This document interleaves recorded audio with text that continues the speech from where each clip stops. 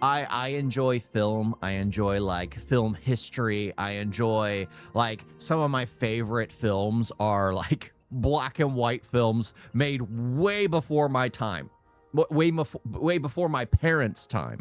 Like that's how into film I am, and normally I can find something in them. Like I love and like pieces from different places in the world. Like I think one of my favorite films from India would be Piazza. And one of my favorite films from Japan is Rashomon. It's just you always have those from like that just inspire. They have like a message there, which I always find interesting.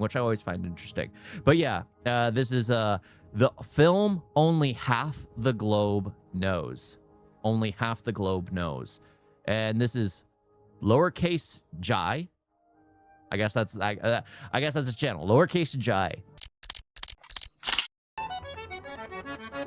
Hello. When you think of a foreign film, what country comes to mind? France, maybe? Or Japan? I'm gonna guess you did. Japan. That's what comes to mind. That's funny. I never equated anything with Bollywood or any of the Indian cinematography. I never equated anything to those. In my head. They're a distant thing. They were never on par with any of the other big industries. I mean, heck, even like Journey to the West or Kung Fu Hustle, like, you know, Chinese cinematography.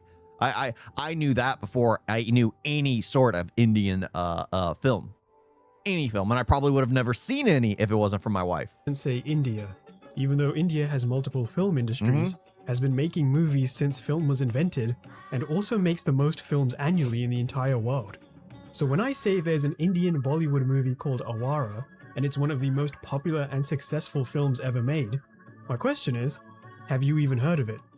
Awaara was a black and white film from 1951 that was so popular that I'm actually kind of afraid I'm gonna undersell how big it was. Awaara was the third film by a director called Raj Kapoor, and he also acted in it, and not just like as some little cameo, he's the main star. It's a movie about his character.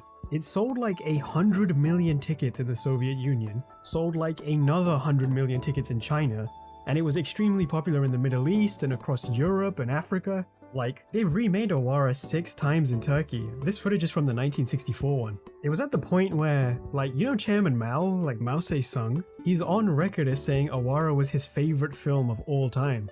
But he died before the Mario movie could come out, so who can say? That's crazy, isn't it? In a time...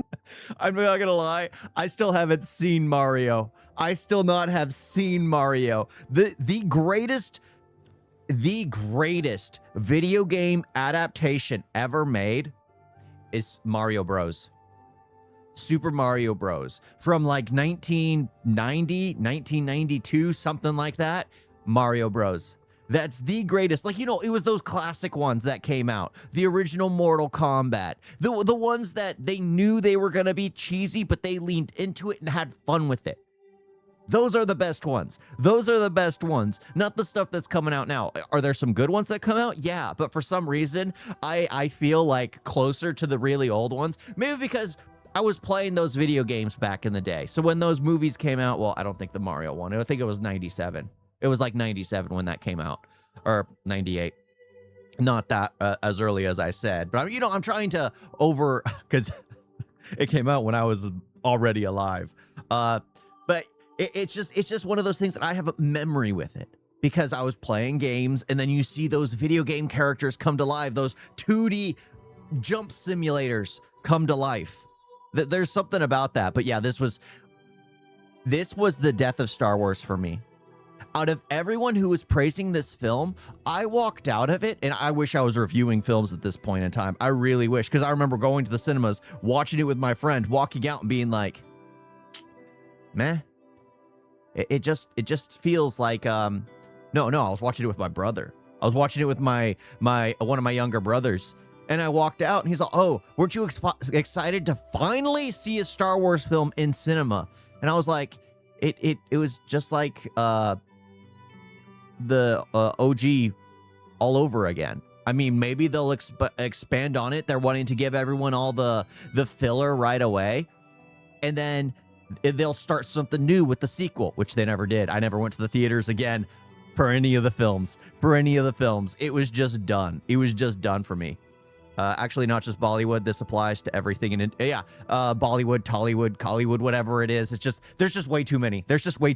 It's just Indian cinema. But everyone in the West, if it comes from India, it's Bollywood. I don't know why that is. I really don't know why, but maybe that's because it's been pushed like that in like Slumdog Millionaire or things like that, where Bollywood's the one that's referenced. Where studios are increasingly trying to market themselves to a Chinese audience to the extent that they'll be literally racist. One of the most successful Chinese films of all time is Indian? And I know what you're thinking, 1951, that's so long ago. Does anyone today even care about it? Well, excuse me, Mr. Man. Honestly, I would.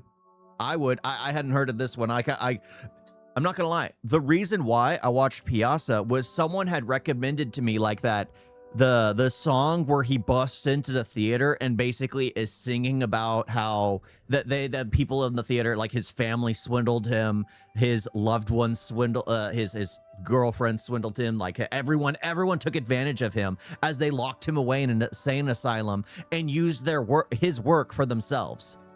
Tried to take advantage of him, and only the prostitute that had read his work truly loved his work and loved him. It was like it had so much depth to it, but that song was so impactful. I went back and I had to watch the movie. It was so powerful. Still one of my favorites. And the funny thing is like those classic films knew how to tell a story that would stand the test of time, because that story is still relevant to this day. Like Rashomon is still relevant to this day. A lot of classic film is still relevant to this day. You can't say that about new film, new cinematography. None of it is relevant in like 5 years.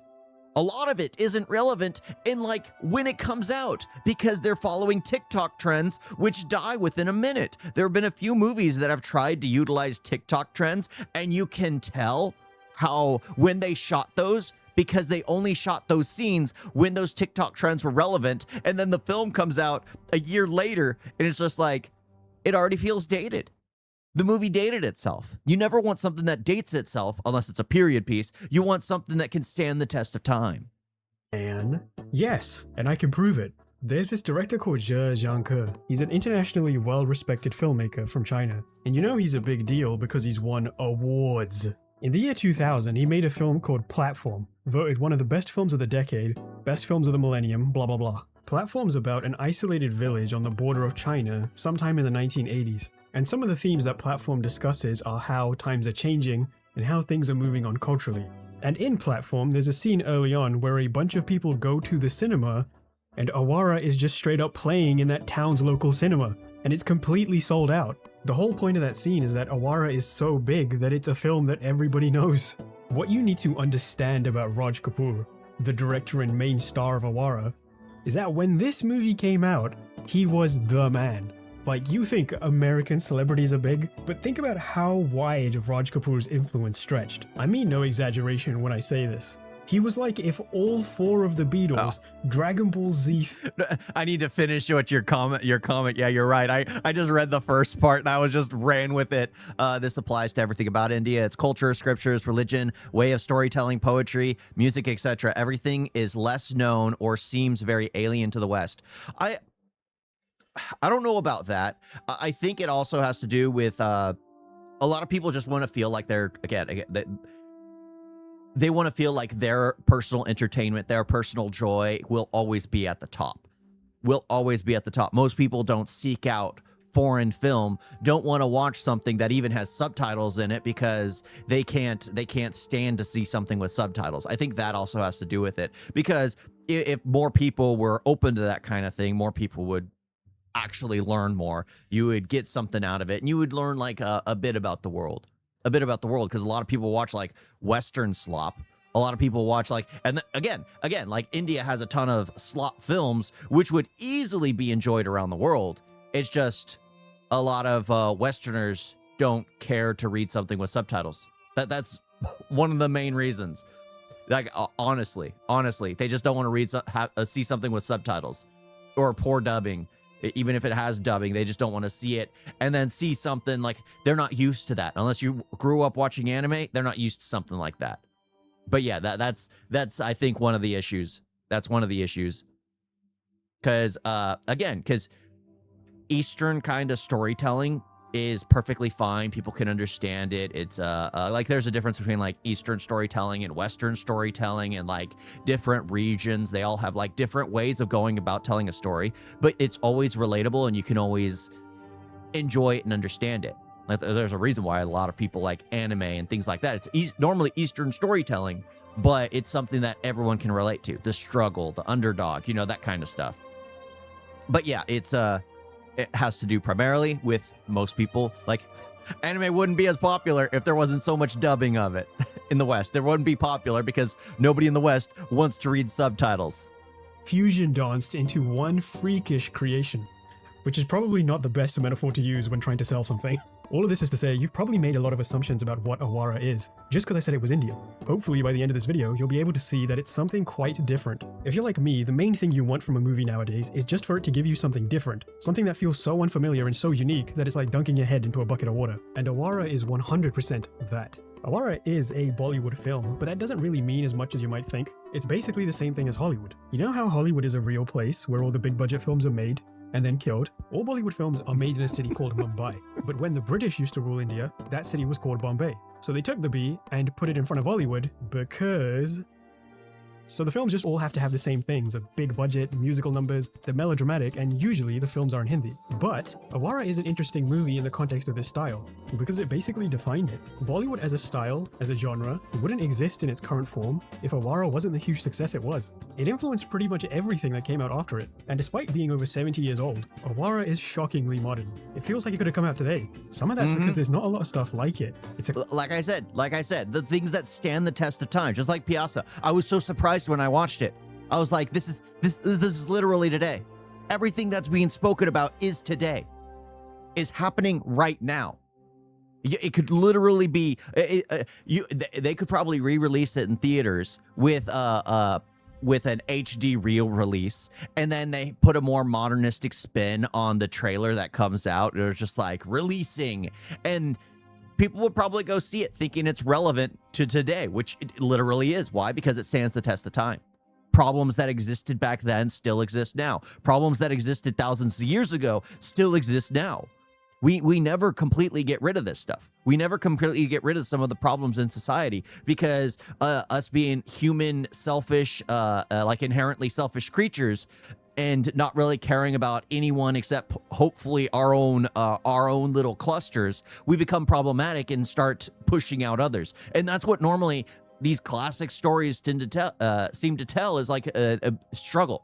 Just the struggle of being alive, just the struggle of being a human, just trying to struggle with what is being decent, what is crossing the line into indecency and things like that. They normally deal with those complicated why are we on this earth kind of questions, theological questions. They try to bring it around in some kind of way.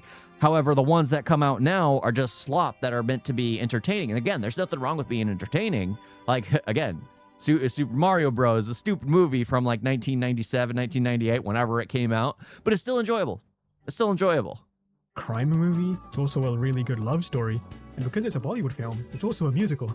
That's a lot of things that really shouldn't go together on paper, but because the filmmaking is just so unbelievably ahead of its time, it does. It just kind of all works. But the real reason that Awaara hasn't aged a single day is because it was meant to be a progressive political film in 1950 about how the rich suck. And nothing's really changed. Actually, that's not true. Things have gotten a lot worse, so there has been change. Let's quickly run through the story, because I really want to show you how far Awaara goes with its criticisms of the wealthy. My script says to make a joke about crazy rich Asians here, but I couldn't think of one.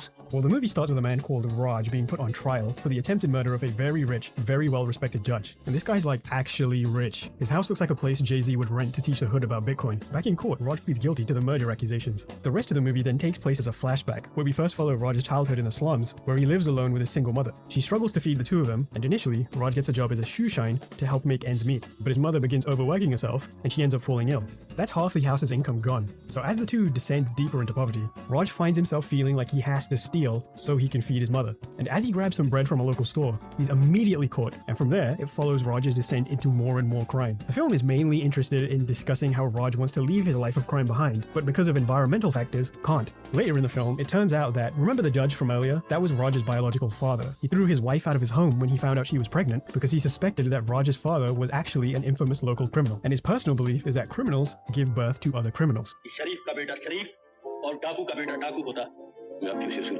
So a lot of Awaara is about exploring how much of poverty is a social issue. And spoilers, it's a lot. It's like the whole thing. It looks at how the rich literally believe they're superior to other people, and also how the rich view those in poverty. It really dismantles the idea that poverty is the product of a single person's actions, and instead says that it's a system that's at fault for causing it. It says that the environment someone lives in determines the outcome of their life. It's a film that openly... Yeah, because that's art. It's funny because there's always different ways of going about it, because yes, it also is the person's responsibility to try to get themselves out. However, if the system isn't there to aid people who are impoverished and they have no outcome, especially for children who are basically suffering because they have no other outlets or they're taken in by the system. Yeah, the whole thing is just that this thing seems like absolutely down my alley. Something I would love to watch. I love these thought-provoking films. I love them because there's just so in-depth. I'm surprised I haven't gotten around to seeing this one.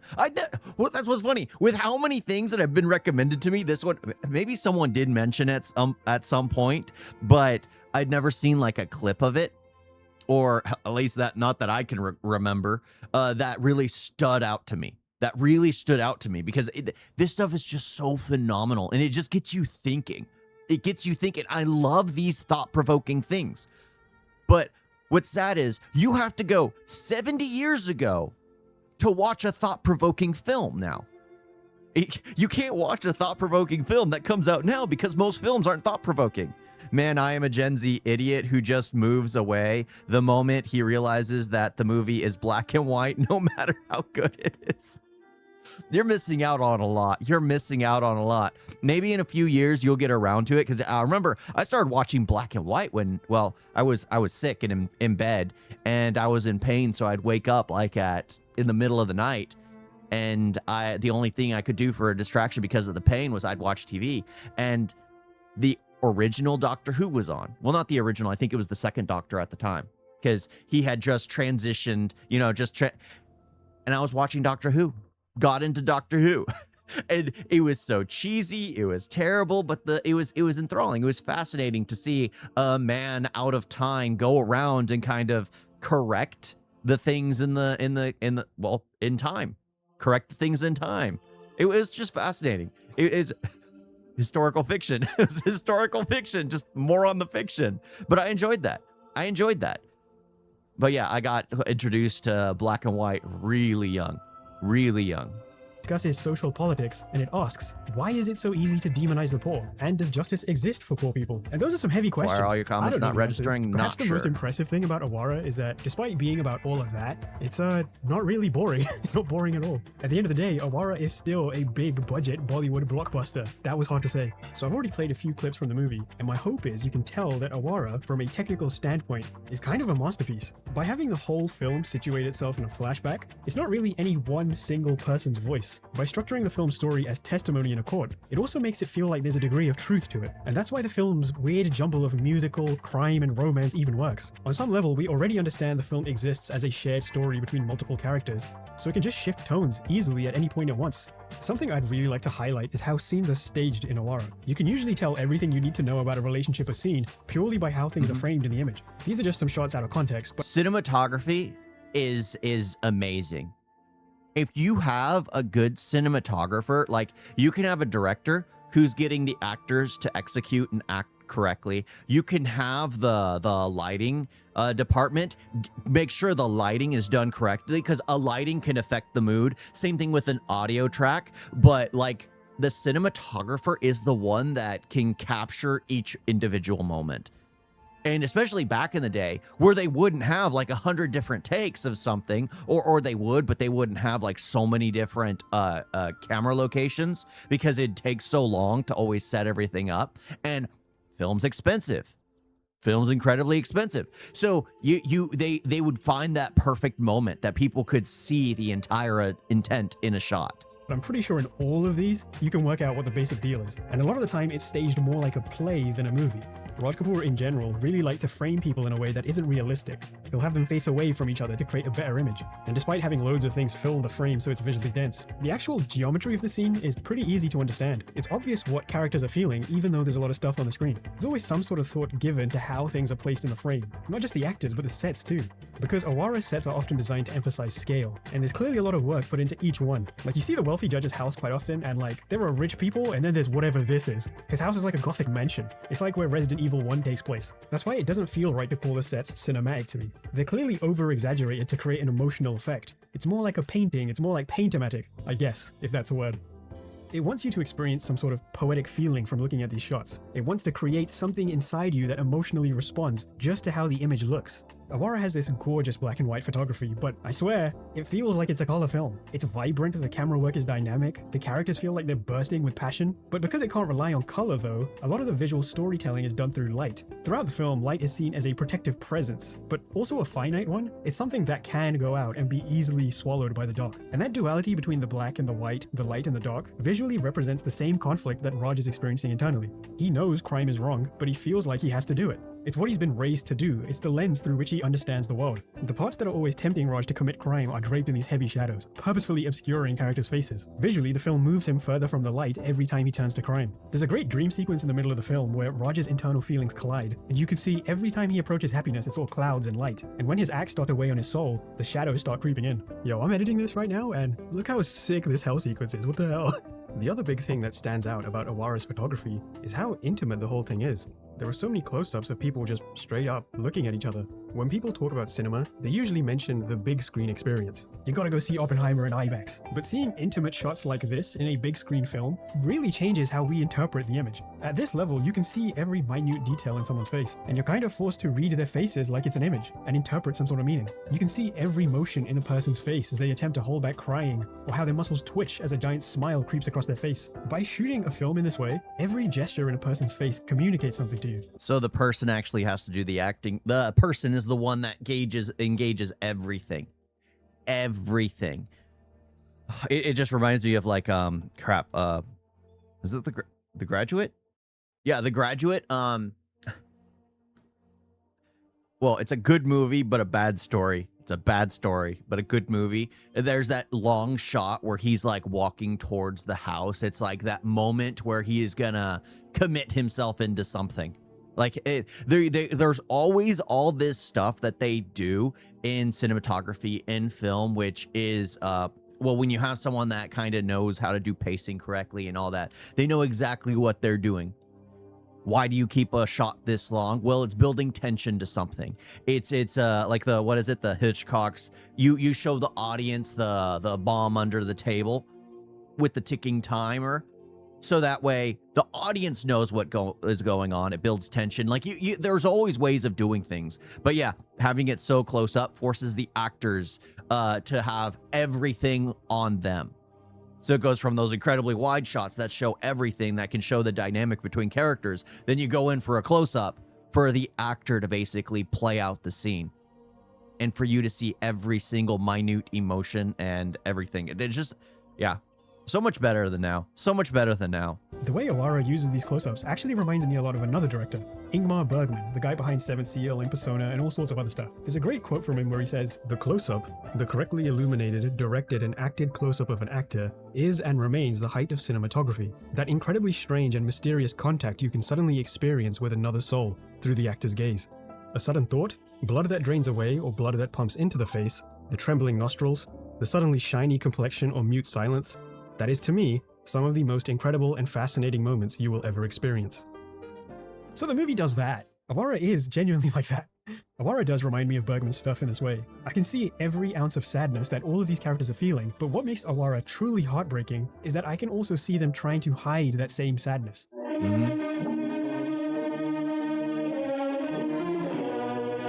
Trying to bury it so they don't have to confront it, and I have to read it on their faces instead. And I think that's emotionally closer to how real life works. Most of the time we don't communicate what we're feeling, even when we're trying to. It's usually what's not spoken that says more about us, and Awaara manages to capture that in the way it shoots faces in close-up. Awaara was doing all of this in 1951. You know what Hollywood was doing in 1951? Blackface. That's just how everything looks in Awaara. By Yep. Yep. Oh my gosh. What was it called? Crap, I forgot the name of the film. I think it was from 1930, but they were still doing it in 1951. Crap, what was it? Birth of a Nation? I think it was Birth of a Nation. Oh my gosh. It was, I forgot when that film was. I know they made a new version of it, but it's not a remake of the film. It's just got the same name. But it was Birth of a Nation. And, oh my gosh, because I went to a film school. My mistake, of course. I wanted a degree in film, but I went to a film school, and oh my gosh, seeing clips of that was just like, nope. It's like, this is bad. This is so freaking bad. But yeah, Hollywood is seen as the best, but they have some of the worst films imaginable. But that's the thing, I wouldn't even consider Hollywood on top. Like, again, they haven't made anything good recently. Well, Project Hail Mary was actually pretty enjoyable. Sheep Detective was both funny and tragic. But yeah, I mean, other than that, there hasn't been much. Okay, of course, everyone will get a few hits and misses, but Hollywood's primarily been on the downfall, a complete downfall. But yeah, seeing, like, again, classic film is one of the best things to go and watch. And I don't mean classic film like 80s, 90s, 2000s, 2010s. No, I mean like classic films, the 50s, 60s, yeah, primarily 50s, 60s, some 70s. But some of those films that were made in the 50s are some of the greatest, when there were no restrictions put on the directors, no restrictions put on the writers, no restrictions, because these people just wanted to create. They wanted to create, bring their visions to life. The Casablancas, the Citizen Kanes, the Rashamans, you know, all those classic ones. Because when it comes to the actual storytelling, Awaara's in a league of its own. The scene where Raj steals the bread for his mother because she hasn't eaten in 3 days is particularly good at showing this. After Raj is interrogated by the police and taken into a children's prison, you get the shot of dozens of children all talking with each other and lining up for food, before finally panning over to Raj, who's silent. The film's conveying something important here. Raj isn't a single isolated incident. This happens all of the time, and it's so common that everyone's used to it. But after Raj goes up to get served his dinner, he's given 2 rotis, which are, you know, basically bread, and he picks one up, stares at it, and breaks into laughter, which without a single piece of dialogue has conveyed a pretty complicated idea. It's pointing out the irony that Raj was thrown in prison for attempting to get food, which he is now getting in prison for free. And there's another idea under that one too. If you're poor and starving, under a system like this, you're incentivized to go to prison. It has shelter, it has food. The government's more interested in locking people away than taking care of them, which is, you know, a pretty crazy idea to put in your big budget blockbuster film. As Raj laughs at the roti as a child, the film then transitions into Raj as an adult, still laughing, but at a different piece of roti, which conveys 2 more things. 1, he's still in prison, which means he's definitely still committing crimes. And 2, the rest of the film is going to be about Raj as an adult. And it says all of that, all of those things, with 0 dialogue, and it doesn't even talk down to you as it's doing it. How cool is that? It respects you enough as a viewer to put the pieces together yourself. And that's just like the crime societal side. When it comes to evaluating Awaara as a love story, it's gotta be one of the best ones ever made. The 2 leads, Raj Kapoor and Nargis, were actually in love with one another while filming, and you can absolutely tell when watching the film. Something that I really like about romantic films from this era is that kissing was banned back in the day, so filmmakers would have to work around that and find other ways to represent it. It ended up making films feel more romantic, if anything, because you had to fill in the gaps instead. There's a moment in Awaara where the 2 leads kiss, but we only get to see their reflections. And when they go in for the kiss, a ripple comes and ruins it. I really like this. It makes it feel like it's a shared moment between them, you know? Like we don't even get to see it. And it feels so much more real that way. I'm not sure who came up with this idea specifically, and it takes a whole team to make a movie what it is. But there's 2 people I want to talk about in a bit more detail. The first of which is the film's producer, director, and main star, Raj Kapoor. That's why his character in Awaara is called Raj, by the way. But the second part of his name is pretty important as well. Today, in the Indian entertainment industry, the Kapoor family is a huge dynasty. Their family tree stretches across tons of generations, even till today. See, in Hollywood, if you're a famous actor, your child gets about 3 to 4 shots at becoming a famous actor. And then if you're they're a famous actor in Bollywood, ostracized. Your next 3 to 4 generations definitely become famous actors. But you know what's interesting about the Kapoor family? Nothing. I don't care about any of them. I only care about this bit of the family tree. Prithvi Raj Kapoor, aka Raj Kapoor's dad, is one of the greatest actors in Indian cinema history, and he also plays Raj's dad in the film, which makes this probably one of the biggest films about daddy issues. You don't really see parents and children acting side by side like that, unless it's like Hannah Montana or something. Anyway, Prithvi Raj Kapoor was in tons of classic films like Sikandar or Mughal-e-Azam. These were huge important studio films that influenced pretty much everything that came out after them. So this is how Raj Kapoor got his start in the industry. He had a rich dad. I like it when they can actually get like siblings in a film, especially when there's like good relations. Like one of the films that I enjoy, which is actually kind of tragic, is like Balboa. Only because it was a film with Stallone. Sylvester Stallone? Is it the name Sylvester Stallone? Really? Oh my gosh. I'm doing a brain fart. But yeah, Stallone, and he had his son in there. His son was playing his son. And it was just so wholesome. And then what? I think it was like a year or two later, his son passed away. And it was just tragic. But then they got that memory together. I've always enjoyed that kind of thing where they have them and it's just like you can see the resemblance. You can just be a part of the family dynamic for once. I think that's cool, and the fact that they have this dynamic. Bearing that in mind, what you need to understand about Raj Kapoor is that he is easily, and I'm not exaggerating, one of the most talented filmmakers of all time. His career is interesting because he entered the film industry as like a leading star actor in 1947, and none of his movies were really that successful. But in 1948, when he was 24, he moved into directing his own films too. The first film he directed and starred in was called Aag, which is actually a really interesting and romantic film about how artists obsess and hurt themselves to create things, which is why it made no money at the box office. So he kept acting in other films. But remember, this is Bollywood, and he had the greatest gift of all, a rich dad. So he just kept acting in other films like nothing happened, and then directed another movie the next year. And he's acting in this one too. It was called Barsat. It's another romantic love story, but it shouldn't really be good, but it is. Like, it's very cliche. Everybody sort of loves each other immediately, and it's really over the top, but because of how good the direction and the music is, and everything, the end result is just an incredibly powerful and personal film. All of this is to say, Raj Kapoor has always been an incredible film director, and as a director he was always trying to push forward what film could do as a medium. From the start, it's obvious he just really understood how visual storytelling works. He must have watched Cinema Sins or something. And as a director, he would draw inspiration from basically anywhere. Awaara has clearly been inspired by Western culture, Indian culture, even Russian culture, but I think the best example is something across his entire career.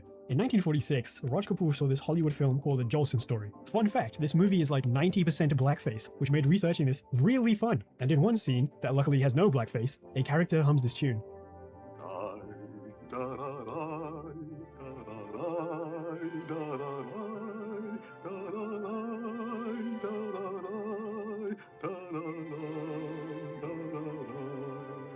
It's actually a waltz from the late 1800s by a Romanian composer called Joseph Ivanović. This tune that he just heard in a film must have got under his skin or something, because he ended up using it in like all of his films.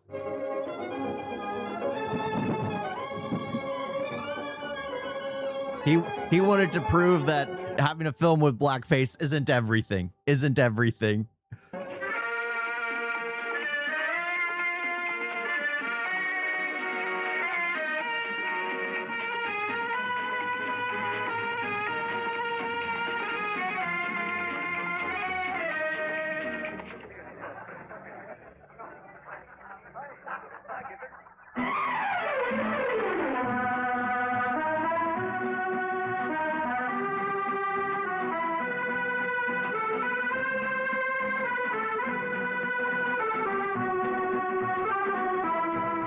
And it's not like today. You couldn't just Shazam the tune and look it up on YouTube and see some video on why it's overrated. You had to go find someone who actually knew what they were listening to.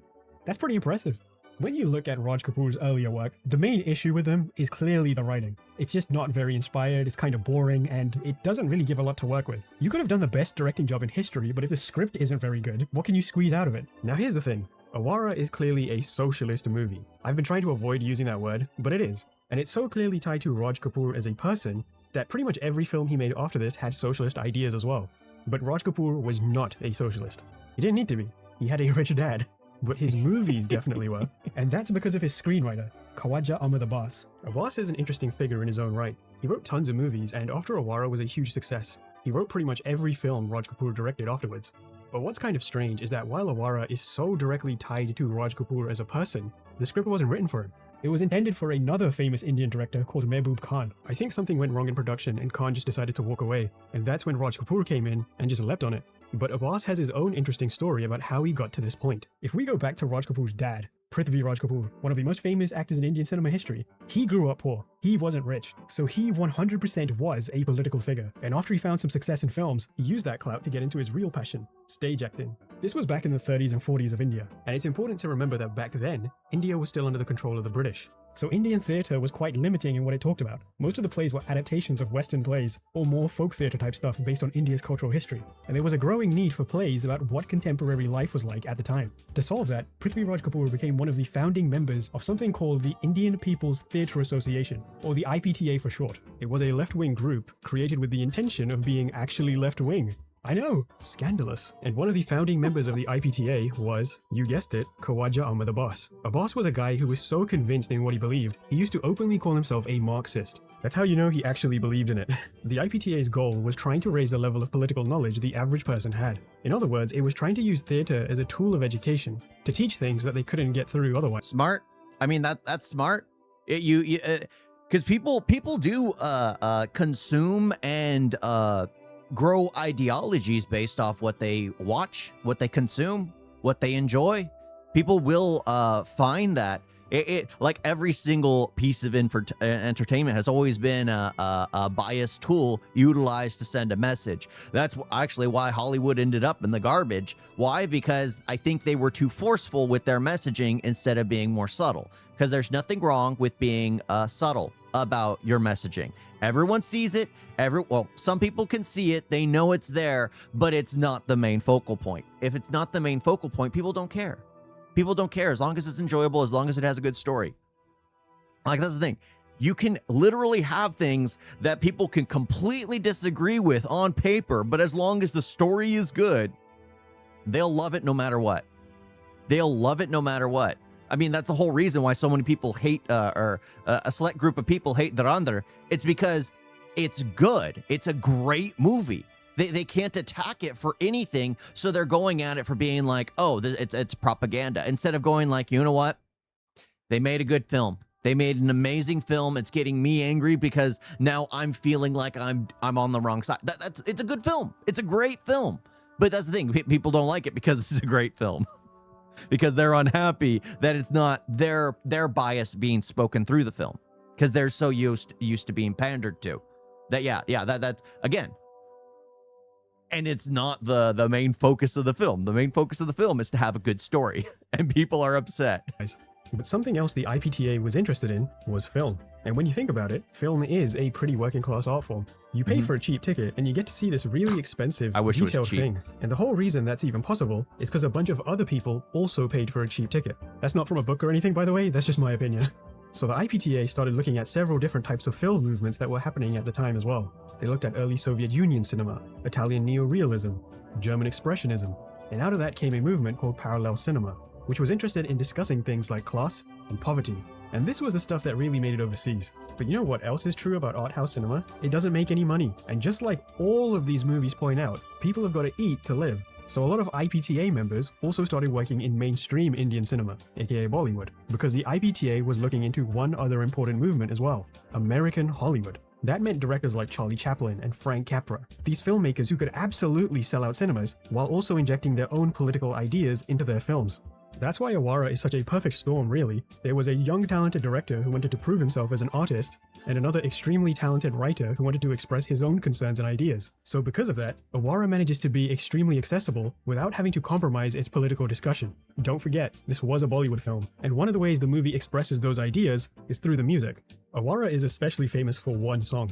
After Raj leaves the prison as an adult, he walks out into the street and starts singing Awaara Hoon, aka I am an Awaara.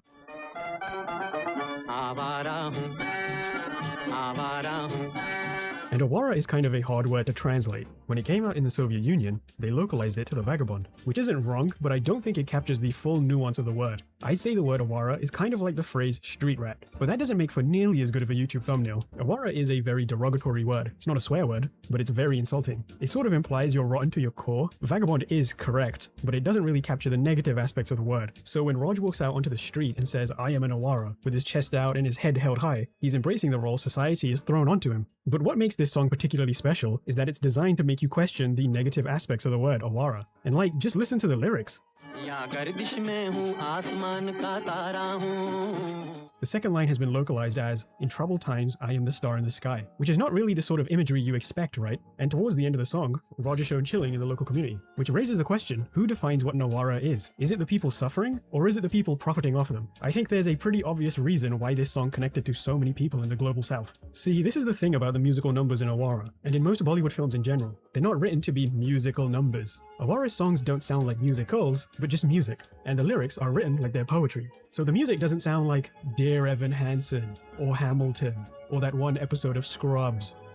You know, the one where the patient sees everyone sit. It doesn't matter. If you look up the song Awaara Hu on YouTube, from 1951 by the way, it has over 50 million views, and that's just on one upload. If you go to the comments of these videos, it's just non-Indian people saying, "I remember this song. Me too." Remember back at the start of the video, all of that time ago, I showed you a clip from the Chinese movie Platform? They're showing the same scene too. Even the Turkish remake remakes the song, and it does it beat for beat the same. I really want to emphasize one point. While Raj Kapoor's films were very thoroughly Indian, they were so much bigger than just India. And I have a good story that can summarize it. Sometimes I like to look up songs from Raj Kapoor's films just so I can listen to them. And for years, I thought this one song from a film called Sangam just wasn't on YouTube for some reason. Turns out, it's been on there for over 10 years. I just couldn't find it because the title was in Russian. And also, it got 9.3 million views. After sitting through like 26 minutes of me basically saying how cool this guy's films are over and over, I have to imagine you've got one question on your mind. Why have I never heard of this guy? And I think the answer is also kind of a lesson. We need to preserve history. It's been so long since Awaara came out that it's in the public domain today, to the degree you can even go to its Wikipedia page and it's just on there. Earlier in the video, I played some footage. Does it have the subtitles with it? If it has the subtitles with it, I can watch it. From Raj Kapoor's first two films. You saw what that looked like. Do you think anybody wants to watch it like this? For this video, I've been using a version of Awaara that's widescreen, because it's been restored to 1080p. Did you know the original aspect ratio is actually a square? And the only way to watch that version is through DVD? The top and the bottom of the film, aka half of every shot, just doesn't exist in 1080p. And from what I can tell, it was because a company wanted to cut corners so they could make a little bit more money. And that's terrible, because when companies do this, they're not preserving history. They're altering it. They make these important films feel like they were far worse than they actually were. Some shots in the widescreen version of Awaara just crop out the focus of the shot, so you can't even see what you're looking at. Just let that really sink in. You're watching a worse version of a film people saw 70 years ago. And to people who have never seen this stuff before, you're actively turning them away from it. They think old films have nothing to offer because we've improved on all of it, when the truth is, most modern filmmakers can learn a lot by watching a single movie from the 1950s. There's a reason why nobody in the West knows who Raj Kapoor is, and it has nothing to do with whether his films are good or not. Cinema is very good at capturing a specific moment in time. Not just everything that's on screen, but often the stuff that's between the lines as well. When people talk about the original 1954 Godzilla today, nobody mentions its surface level value. The main appeal is that it's a really nuanced discussion of atomic weaponry in 1954. Yep. The fact that it's like, especially with like Godzilla 2, the fact that it became a protector for Japan instead of just, well, it was more like a reluctant protectorship. Just like how the US was Godzilla. The US destroyed Japan and then became a protector of Japan as Japan rebuilt and got strong once again, and stronger even. But yeah, it doesn't negate what the US did. It's just that the US was there to be the same monster, but in a protective form. Fascinating concept. And there's a lot of topic there. Again, a nuanced messaging that can, well, stand the test of time, that people have remade it over and over and over and over again. But yeah, I love how these old films have so much, such powerful messages in them that they still are relevant to this day, and they'll be relevant for the next 500 years, 1,000 years, 2,000 years. Why? Because us human beings always have the same problem. Again, the people at the top, just like this one, and just like Piazza, just like Rashomon, just like Citizen Kane, just like they're always about the people who have everything are able to take advantage of the people who have nothing. and it's hard to be a good person in an evil world. That there's something that's always relatable in that kind of story, and it's sad how it's always relatable because we're just that bad in society. At one point, pretty much half of the world saw something relatable in Awaara, and I'm genuinely afraid that someday, these terrible copies are going to be the only surviving versions. Awaara deserves to get preserved. Just so someone can scroll past it on Netflix before watching Family Guy. Oh my gosh, yeah. Scroll past it on Netflix. Netflix is not the best, not the best.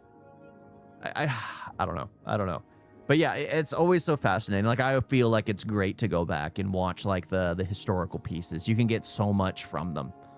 And the thing is, it's like you have to be in the mindset, especially nowadays, you have to be in the mindset to sit down and watch something like that, because the shots are longer. Everything feels like like the pacing is slower. Why? Because they were trying to get as much in every single shot as possible. They're not doing these quick edits like they do now. They don't do all these special effects. They don't have to jangle their keys in front of you to keep you engaged. It's the story that's supposed to keep you hooked the entire time. The problem is people's attention spans are so slow right now, or they're so fast, I guess, that they need to do these fast-paced edits, these weird jangling keys situations to get you interested, to get you invested. And that's kind of ridiculous. That is absolutely ridiculous. You think people would watch something just for the sake of watching something good and have a good experience, maybe see something that has some kind of powerful message in it. But sadly, that doesn't seem to happen. Most people just can't do it. Just like there's black and white, and you can't watch it because there's black and white. And again, maybe in a few years that'll change. But I always think it's best to go back and watch those films. Watch those black and white films that had a message for us today. Because we really need them. You guys got a video?